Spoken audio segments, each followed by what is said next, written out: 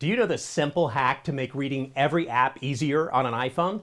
I'm Kurt the CyberGuy, and while you may have no problem looking at some apps on your phone, sometimes you just want to open up an app and automatically be able to see what's going on without having to zoom in, squinch, or pinch with your fingers or anything. Apple's making it incredibly simple. Just follow these steps. Go to Settings, tap Accessibility, then scroll down and tap Per App Settings. Here you can tap Add App and scroll through all of your downloaded apps and then select the ones you want to adjust. Let's select Chrome, for example.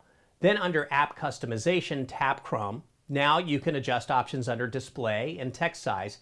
Click Larger Text, and you can use a slider to adjust the font size bigger. Now your phone will look the same until you click the Chrome app. Tap your home screen, open the Chrome app. When you open it up, the font will automatically be larger and easier to read. Voila!